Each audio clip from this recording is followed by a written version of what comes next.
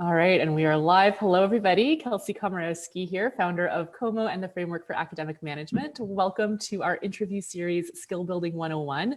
This is a series that we launched when COVID came into play as a part of our broader Learning for Life series to help students and parents understand how very successful, diverse professionals have charted their own journey from high school to college to career, and to shed some insights on the skills and attributes and mindsets, or lack thereof, that shape that journey. So today we are so fortunate. We are going global today. We're joined by World Health Organization consultant Stefanie Freel, who is based in Amsterdam, which is why we're having this one a little earlier than usual. Stefanie, thank you so much for joining us today. It's absolutely a privilege to have you on.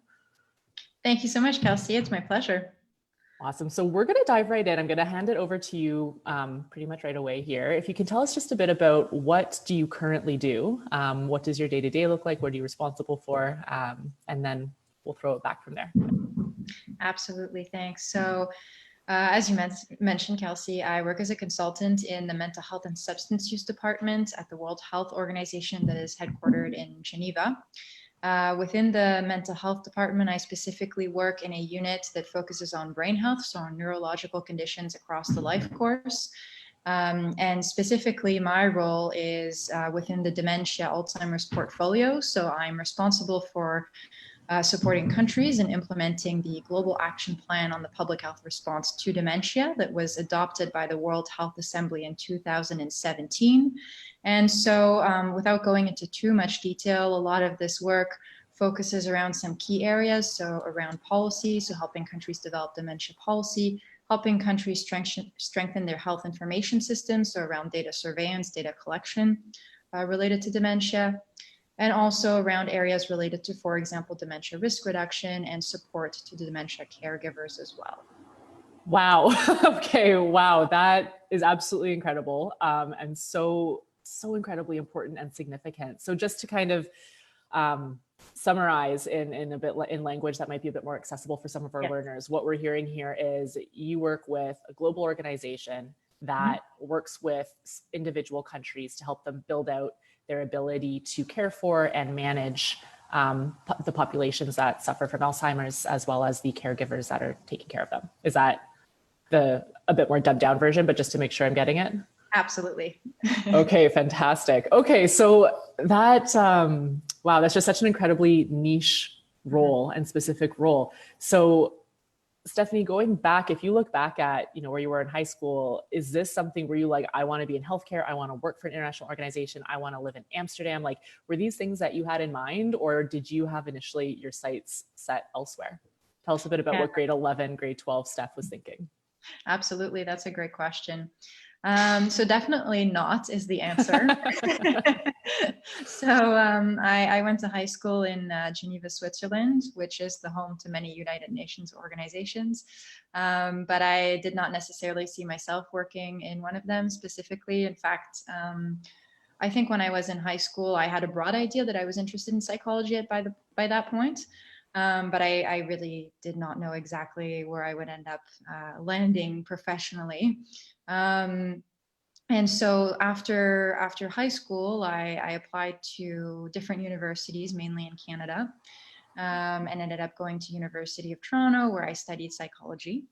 Okay, so I'm gonna pause you there. So, because that's a really cool jump. So from high school in Geneva, in Switzerland, how did you decide, like, what were the kind of criteria for what programs you were applying to, and how you decided, okay, yeah, I want to apply to these schools? What did that look like? Yeah, for sure. I mean, I think I was lucky because we were also quite well coached in the school that I went to. I went to an international school in Geneva, and on a personal level, I'm half Canadian, so I had an interest in going back to Canada and spending some time there with family, and also just gaining a different perspective culturally, but also educationally. That was sort of my main, the main motivator, because I had grown up and gone to school in Europe. So it was just wanted to expand my personal horizons and educational horizons. So that is something that definitely motivated me to apply, I guess, to universities in Canada. And when I was applying at the time, because I was interested in psychology, it was sort of my baseline criteria. Is there a psychology program? Makes sense. Makes sense. Yeah, yeah, and and there were also other personal factors, I have to say.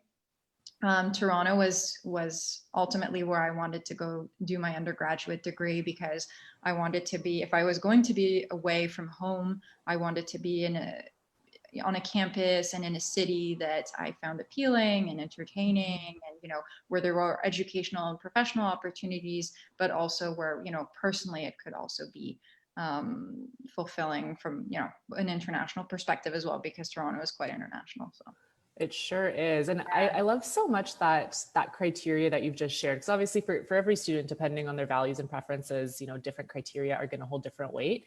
But that's one of the ones, it's often not like off the bat within the top 5. And it's something that when we're working with our kids, we talk a lot about culture and about that fit and about, what would it be like? Do you care to get outside of your comfort zone right now and experience a different culture?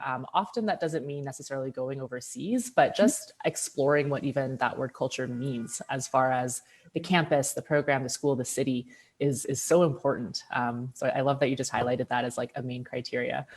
Okay, so you had pretty strong reasons, especially personal reasons for coming to Toronto for school.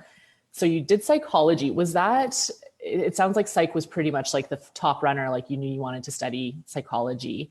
Can I ask, was that something that you had been thinking throughout high school, and that the support that you received helped you realize, or was there like were there a couple of top fields in the running and psych won out? Yeah, that's a really good question, I think. So I think at the time I was debating between psychology and sociology, which, intersect in many ways. But I think there was definitely, I wasn't thinking about it throughout high school. But one thing that I had sort of personal reasons and family reasons why I was interested in psychology. And then there was one point in high school where my mother recommended a book to me about psychology and also related to genocide, which is a bit of a heavy topic when you're in high school. I was going to say very casual. Okay. Yeah, but it's something that piqued my interest. I was very interested in how do people overcome intense traumas, whether they're related to war or violence or economic migration, and what are the factors involved in the fact that some people are able to move on with their life and have this sort of resilience, and while others might need more intensive support and mental health care. And so that was sort of my very basic starting point at the time. That is fascinating. And also listen to your mothers, read the books they tell you to, you never know. It's very good advice. Wow. Okay. So when you started your undergrad, was the program, like, was the experience overall, did it align more or less with what you'd been expecting? Or were there things that were super surprising, things that you wish you'd known going in? Tell us a bit about that. For sure. Yeah. So I found the quality of the education at the University of Toronto in undergrad very, very good. One thing that I had not expected, though, is that it is a very large school. And so especially in undergrad, and especially if you're maybe not from the city or even from the country, it can be a little bit overwhelming because the classes are so big. It can be a bit difficult to make friends. And also it can be a little bit difficult to navigate in terms of where to find academic support, for example. So one thing that I would say is that in those types of environments, you have to be very proactive in seeking people out, but also seeking support out if you need it. Yeah. I love that. If we can pause there for a second, because that speaks to something. And this is one of the reasons that I love so much doing these interviews. These things come out, like, we talk with a lot of our students and parents for that matter about, these very key skills or attributes that can truly make a massive difference in the quality of not just of their educational journey, but honestly in the quality of their life, right? Their well-being. And Absolutely. But a lot of them are buzzwords. You talk about taking initiative, you talk about resourcefulness, but to actually talk about what that looks like in practice, like you just said, like, you have to be the one to be proactive, to get resourceful. What does that look like? And you just gave 2 beautiful examples as far as the people to support you, as well as, so can you give us a specific example as far as, hey, I need help, I need to figure this stuff out. Like, what did that thought pattern look like? How did you go from I'm struggling to getting the help that you need? Yeah, for sure. So because I came from abroad, I actually stayed in residence the first year, and I found that to be very helpful because you have de facto a social network when you stay in residence.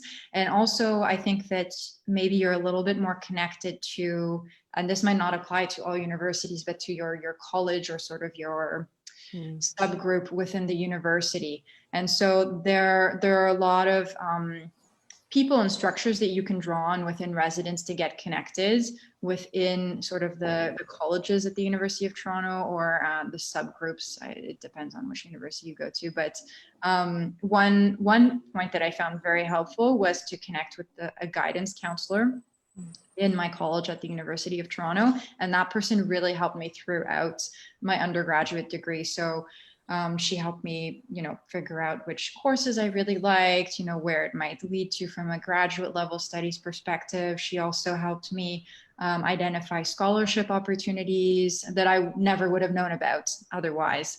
And so, yeah, and even then, I think we built a relationship. And when I had more, administrative questions, then she would be the first person that I would go to. And even if it wasn't within her purview, she would refer me to someone within the university. So I think it's really good if you can try to find that one person that then is your entryway into the rest of the system.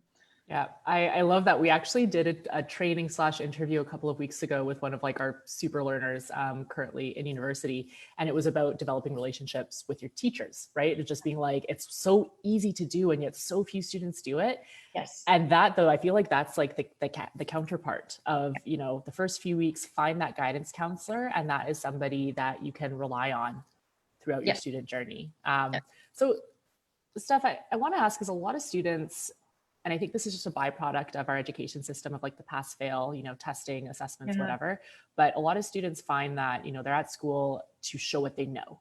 And that there's a lot of stigma with, if I go get help, that means that I'm not capable. That means that I'm not smart enough. So we do a lot of work with trying to dismantle those very limiting beliefs. But on your end, can you share any about the kind of mindset that allows you to fully take advantage of the resources at our disposal? Yeah, that's a really good question, I think. And I see how the academic system can make people feel that way. I think, and again, maybe it's because I came at it from a different perspective, because I was from abroad. I needed to find people who could help me, because I didn't really have any kind of family. I mean, I did have family, but they weren't in Toronto. So I just, really had to figure it out myself. So I really viewed it more as a catalyst rather than a stigma in terms of seeking help. I saw it as a stepping stone to enable me to either get to know the university system better, or to get to know a person who might then provide opportunities to me academically or professionally, or who could then further connect me onto other people who, again, might lead to other professional development possibilities. I love that. And I think that speaks really, I was going to say loudly, if that has a bad connotation, speaks really beautifully to the factor of choice. And that's something we try to tell our students, where they're like, no, but it means this, or I don't want to, I'm afraid, whatever. And it's that is a story you can tell yourself. It sucks and it makes you feel bad. Or you can tell yourself a different story of, this means that I'm motivated. This means I'm resourceful. This means that I'm going to set myself up. That's what taking that action and getting help means. And so let's move forward a little bit then. You did this, you took the initiative, you got resourceful. And how do you think that shaped or altered the kind of quality or the outcomes of your undergraduate experience? Yeah, I think it really affected the outcomes for sure, and what I took out of the education. Because so I think if I had just gone to classes and studied, I mean, it's great. You're getting a great education. You're, obtaining lots of knowledge. But at the end of the day, I think what's also the beauty of an Anglophone university system is that there are so many other opportunities beyond the classroom. And those are really the opportunities that'll help you build and develop as a professional, and that will be appealing either when you apply to grad school or when you apply to a job after your undergraduate degree. So, for example, in my second year, I started contacting different professors in the Department of Psychology that I felt my interest aligns with their work. And, just seeking out opportunities to volunteer in their laboratories. And this is very common in the science area. And that was great because it provided me with lots of hands-on research experience. So you reached out to them. Importantly, though, they said, yeah, okay, come work with us. Yeah, so I think, I mean, it's not everyone responded, and I think that that's something that's really important to keep in mind is that, whether you're an undergraduate student or whether you're a professional that has multiple years of experience, you might have people that answer you, and you might have people that never answer you, and and I think that it's just important to look at it in a positive way. And if someone doesn't answer you, they say they don't have time. It's not personal. It's just because they're too busy and they don't have time. So, and or maybe your interests don't fully align, but the people that did answer me, they offered to meet with me. And I think that generally people and professors are much more open to helping students than students think. And if you show initiative and you show that you're interested, they're very keen on providing you with these types of opportunities. That's awesome. And I think above all else, like it won't happen if you don't do it. Exactly. Right? Professors aren't going to approach you and be like, hey, do your interests align with me? Like, it's not going to happen. No. So, okay. I love that. So you took this initiative, you did this, you got the hands-on experience. And you were just telling us about how that had shaped the outcomes. So when you got into like the final years of your undergrad, what was on the table for you? Did you know what you wanted to do for the next step? Was it very exploratory? Tell us a bit about that. Yeah, for sure. So I became during my undergraduate quite focused on getting into a graduate level program in clinical psychology. So everything that I did was towards that goal. So I worked in different psychology laboratories at the University of Toronto. I also volunteered for the Toronto Rehabilitation Institute. So working with social and occupational therapists, just really helping them with their programs, like for 2 hours a week. Again, there's a lot of volunteer programs in different organizations, not just in the healthcare sector. And it's, again, the same type of approach, try to find a person and try to find their email and just, reach out in terms of your interest. And sometimes it'll be a hit, sometimes it'll be a miss, right?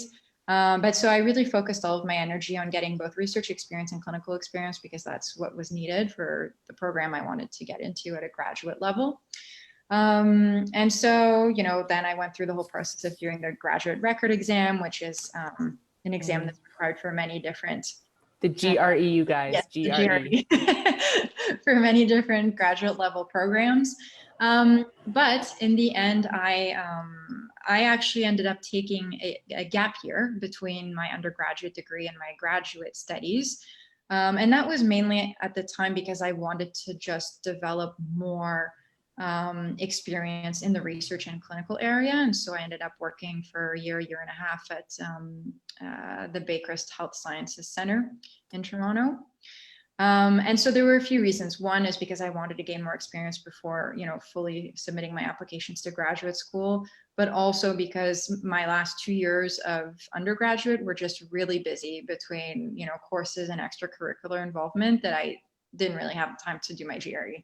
And I really wanted to have time to study for it properly. So, I think there's different reasons that come into that. Sure. And yeah. Sorry, go ahead. No.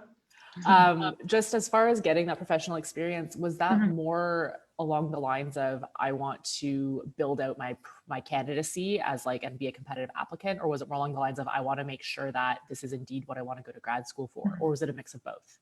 It was definitely a mix of both. I would say that at the time for me, the primary reason was to build up my candidacy. But going through that process, I also realized that, maybe research is not something that I wanted to do full time, which, is fine. But it's definitely, I think there's always benefit of whether you're volunteering or working and being paid for something, whether it's while you're completing your undergraduate degree or following it. There's a lot of benefit in taking time to do that because it does really shed a light on what you want to do and what you don't want to do. So to give you an example, very briefly, when I first started my undergrad, initially, I was interested in psychology, but I thought maybe I wanted to go into law. And so I spent the summer working in a law office and I hated it. My boss was great, but I really did not like the work and I just did not like the focus. But that was, it wasn't wasted time. At the time, I actually thought, oh, this was a waste of a summer. But in retrospect, I realized, no, actually, it was time really well spent. Yeah. Because at least I didn't go to law school and figure out that I hated law when I was in law school. I love that so much. And it's so true. I think so much of the dialogue is, what do I want to do? What do I want to do? And first of all, we're always like, it's not about what, it's about your values and who you are. That informs it. But if you're going to speak in those terms, what you don't want to do is equally as important. And like, even just like having a brainstorm or an introspection of like, what do I think I would hate? And just like having a list of that. And then, testing out the stuff that you think you might be interested, but you don't know. And Steph, I think that's so smart, which is obviously very unsurprising, but it's just something that I think we don't see it super often, where it's like people, again, with law, psychology, especially some of our high school students, there's an idea of what that means, but there's no real understanding of what the day-to-day of it entails. So even if you do have an interest in something, to take a summer internship, to take, a part-time whatever job in that field, to actually get a sense of it, it's worth its weight in gold, right? Like really and truly. Yes, absolutely. That's awesome. That's so you guys, for anyone listening, get some sort of experience, get a job, get an internship, do something free volunteering or whatever, but get a taste for what it actually is like, because that could save you. And like, we've worked with a lot of students, like they finish undergrad or they're halfway through their first year and they're like, I don't like this at all. And they just had no idea. Because how else would you, right? Exactly. And it's not wasted time. And even if, some people have a very specific idea of what they want to study or maybe the career they want to pursue, but then a lot of people don't know. And you can only really figure it out by a process of elimination. And you can only do that by exposing yourself to different experiences, right? So. Very logical, very logical. I love it. So, okay. So for you, you did your gap year, you wrote the GRE. So were you applying then to grad programs for clinical psych? Yes, mainly. But then I also applied to Masters of Global Affairs, which was quite a different area. Again, I kind of always had my main interest was always in psychology, but I always kind of had a secondary interest, which was a little bit more focused on looking at mental health from an international perspective. And I guess, how to explain this, looking at mental health in terms of how can you work with countries to help them improve mental health care, for example. So that was always something that was sort of a secondary interest. And also because I did realize that a degree in clinical psychology, unfortunately, did present some limitations in terms of practice internationally. And for me as an international student, that was a really big consideration because I knew that I wanted to come back to Europe.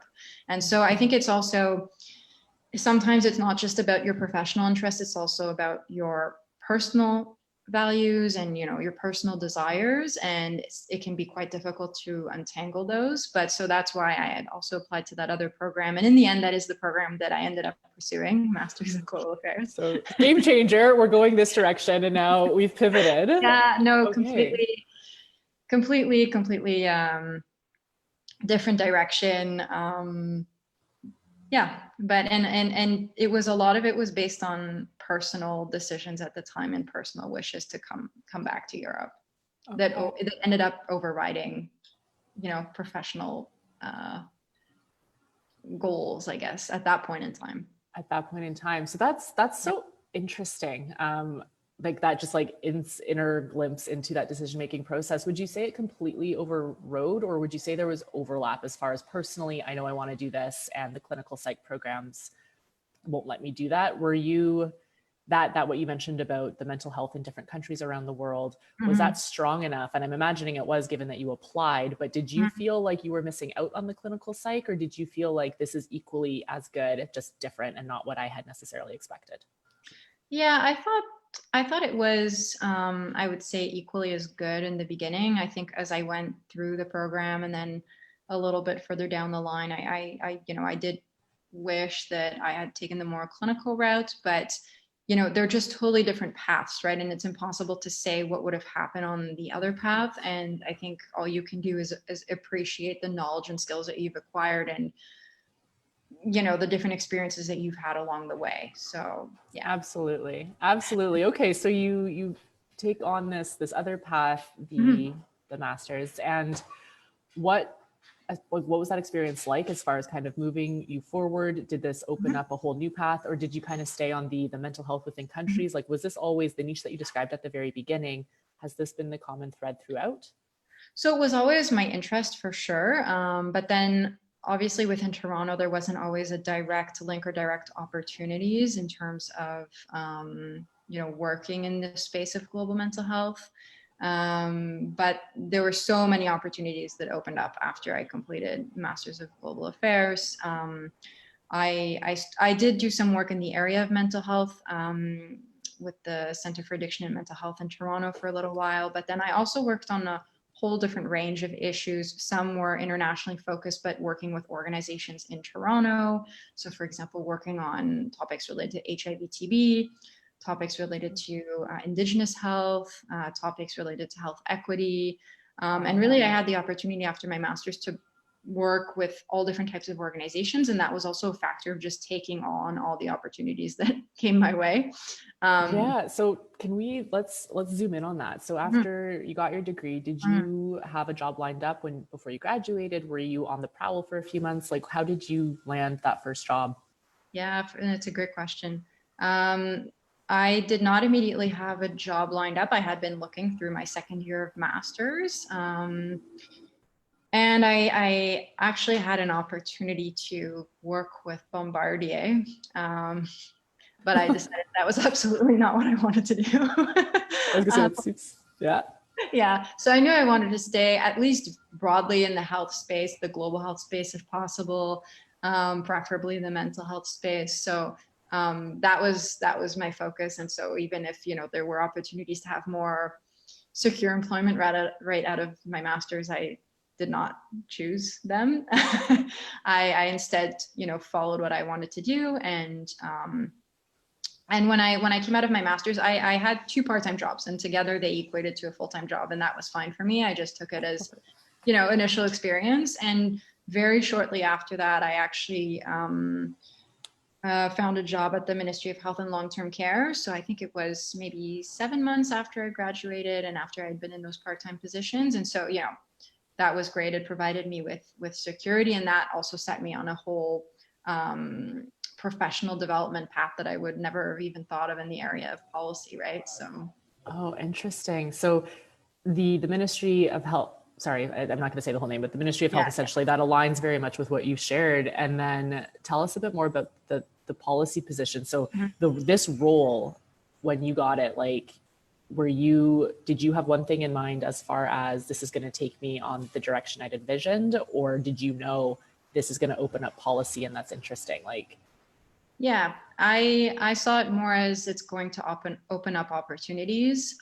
It'll be an opportunity to learn about how policy is made. It'll be an opportunity to understand how government engages with different groups in society. And it was, initially I had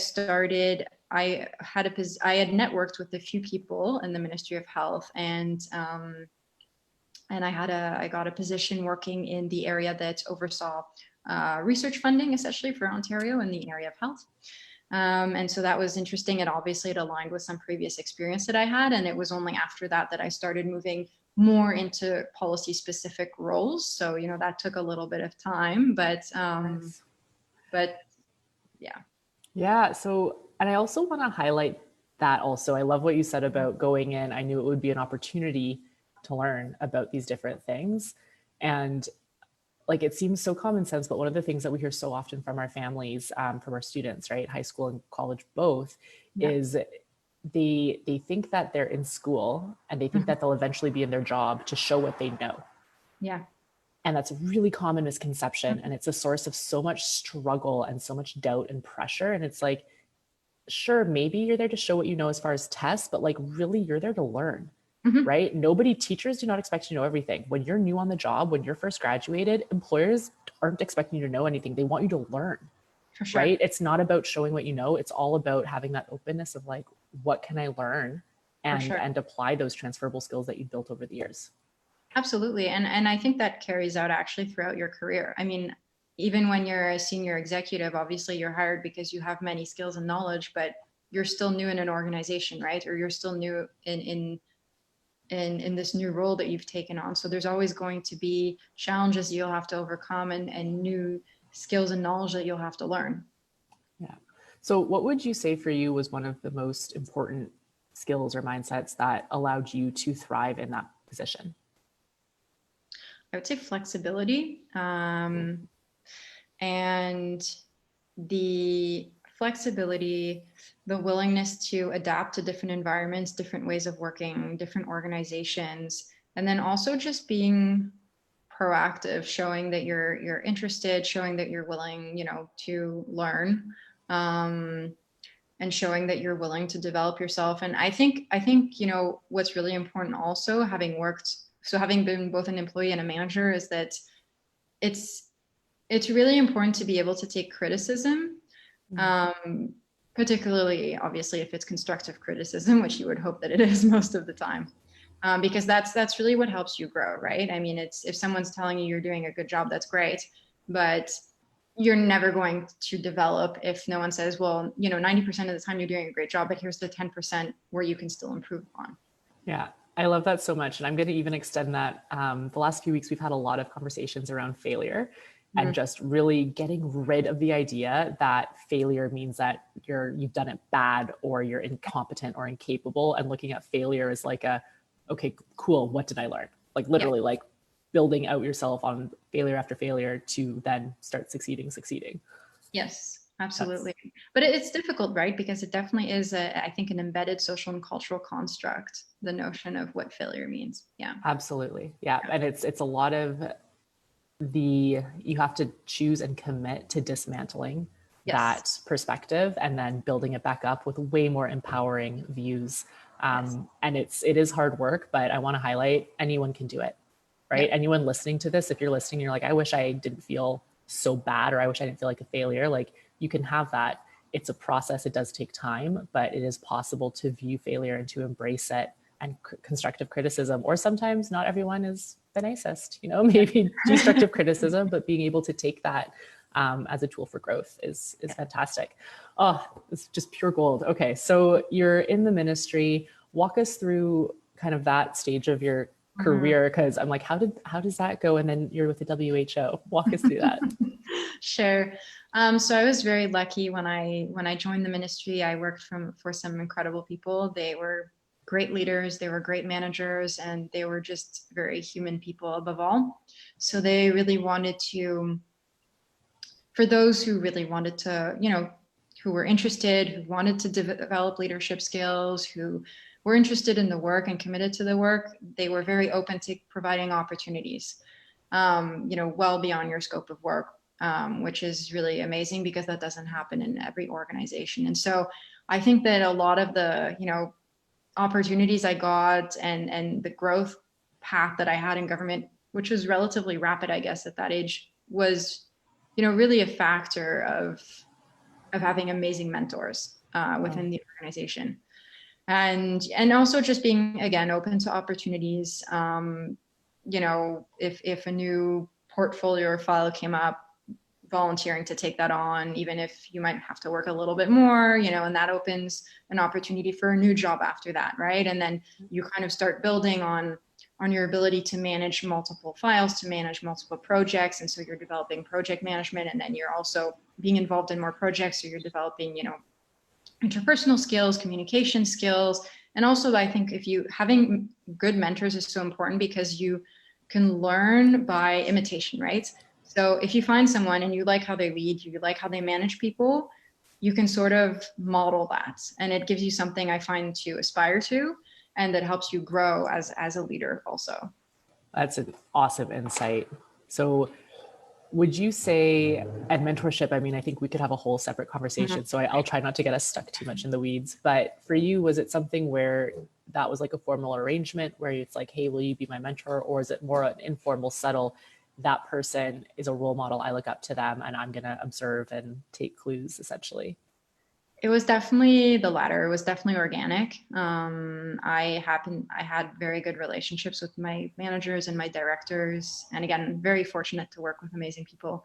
But it was more just, observing that I liked how they interacted with people. I liked how they managed. I liked how they were able. I liked their diplomatic skills. I thought it was, very aspiring that they could, be so humanistic, but then also talk to people who are so high up politically, and so it's just a well-rounded people that have many different facets and many different skills, and you kind of attach yourself to that, right? So there was never a formal agreement, I would say, of, can you be my mentor? It was just sort of it just happened.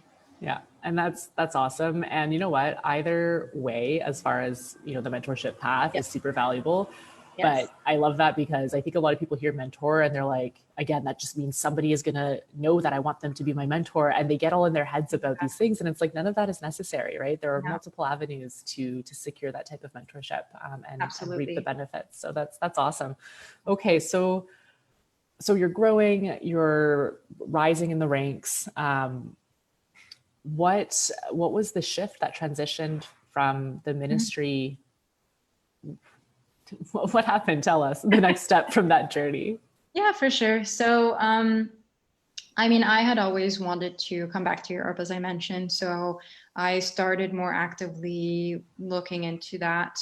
And so, fortunately, because my family lives close to Geneva, Switzerland, where a lot of the international organizations were, when I would go back, I would, always try to network with a few people and maintain and build those relationships. And so over time, I guess those relationships just grew. And then there was a point where, I expressed an interest. And by that point in my career, I had developed relevant policy experience that was interesting from the World Health Organization's perspective. And so there was just, a good, I guess, entry point. It was both a timing factor, but also, I think just alignment on the nature of the work, right, and the skills that I brought and what they were looking for. That's awesome. And so for you to, because we're all about skills and skill building, right? And I think Yeah. this, when you were speaking about the skill set that you had acquired, like had you practiced, and built out a vocabulary with which to discuss those skills, or did you feel like you had not needed to explicitly practice or prepare in that way, and that it came through to the WHO regardless? So that's a very good question. So over the last few years, I've actually been working with the University of Toronto's mentorship program in psychology. So I work with students who are undergrads in psychology, and I get that question a lot. and so for me personally, it's never something that I really rehearsed or prepared. I just would do my homework more in terms of knowing about the person that I was going to meet, the organization that they were working with, and also thinking through a little bit what am I interested in and why, right? And then the skills, I think in the vocabulary, I never really rehearsed that because often I also always approach the discussion without any expectations, more just that it's always good to meet new people and you never know the opportunities that might bring. So I think if you approach it that way, it also removes a lot of the stress. Yeah. And allows you just to have a more, human grounded conversation where people ask you what you're doing and you feel comfortable answering and you don't have to rehearse that answer. They ask you why you're interested in the organization, and then you kind of build on that, right? So Yeah, that's 100%. That's so interesting too, as far as kind of it's more of an identity piece almost that you're speaking to, if I'm understanding right, where it's like, yes, there is employer, prospective employee, there are inherent power dynamics bound up with that type of relationship, but to kind of just put that to the side and be like, this is a human, I'm a human, we're discussing mutual interests, and like, that exactly. must be very, very liberating. Yeah, it is. And it's not always easy to do, not successful every time, but I think it does remove a lot of the stress for sure. Well, and it's to practice, right? Exactly. If it takes 10 times, but then the 11th, you're like, oh, I feel a lot better, then it's a Exactly. win. That's Exactly. awesome. Yeah. Yeah. Okay, so you had this, and was this driven like personally and professionally? That seems to be kind of a theme for you Mhm. as far as your own journey, going from good stuff at the ministry in Toronto, but wanting to transition, first going back to Europe for personal reasons, Mhm. but then also the professional sphere seemed to be a lot of Yes. overlap. So, okay, so you got this job. Yeah. Was this the same position that you've described to us at the beginning? Was this the initial role, or have you shifted within the organization? Yep. So it's the same team, the same focus area. But initially when I started on a part-time contract and I was working from Toronto. And I was hired on for a very specific project. And over time, my portfolio grew. And again, it was definitely a learning experience because, once you enter these types of organizations, you're working with people coming from all over the world who have a wealth of experience. A lot of them are doctors, a lot of them have doctorates. I don't have either. So, very, very humbling experience in that way. And a lot to learn. You have to learn about the organization, how it works from abroad, and then at the same time trying to build your profile, obviously. And so it just happened over time. And it's always the same formula, I think. Just be humble and don't expect too much. View everything as an opportunity, and then just do your best and try to build on your work and the skills that you already have, and to continue developing as a professional and as a person. Can we fit that on a plaque, do you think? And just like send them out for people to have next to their desks? I love it. Steph, that is awesome. So I am cognizant of our time. We will start to wrap up. I have a question though, on the basis of from the ministry to that initial contract. So did you leave a full-time job for a part-time contract? Yes, I left a full-time job with lots of potential for upward growth for a part-time contract. Indeed. Yes. With less managerial experience. Okay. Yeah. So some of our listeners might be like that. How would you do that? Why would you do that? And absolutely. If you could just briefly speak to that core motivation, whether it was you were scared, was it worth it right away? Long term, I'm imagining it was, given where you're sitting, but can you just tell us a little bit about that?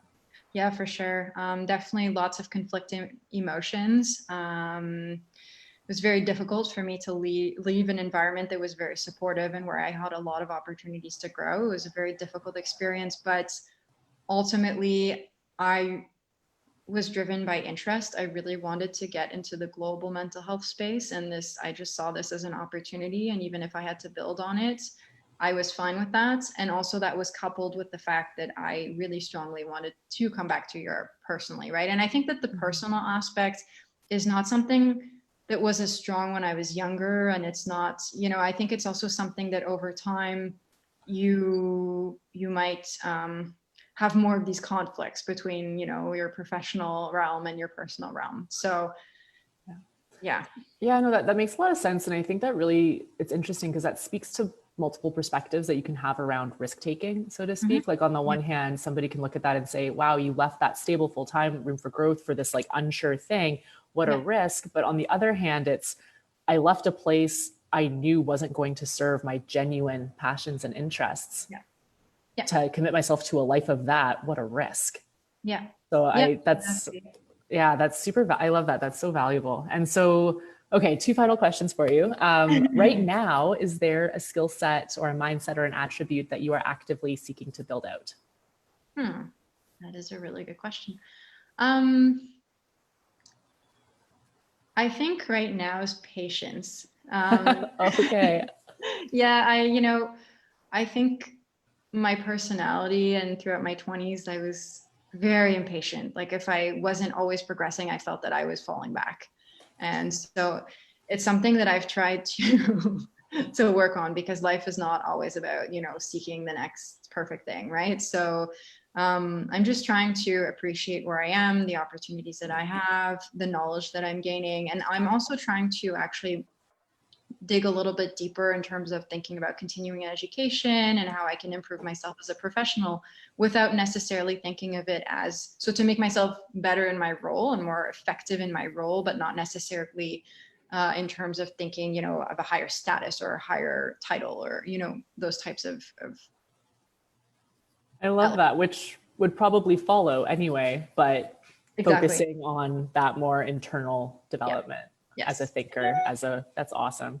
Okay. And then normally the question is like, if you had to go back and tell your high school self something, but given that you also work in this mentorship role with a lot of college students, what would you say is one thing that, our teens, that you wish that they could know, or that you could tell them?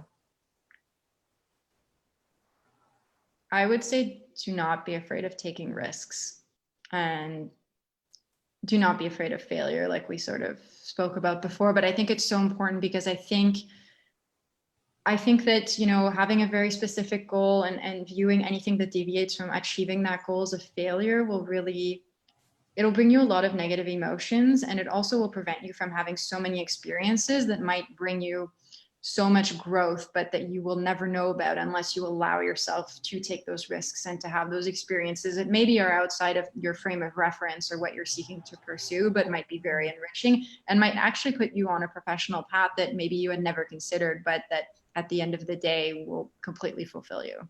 That is beautiful. Steph, thank you so much for coming on with us today.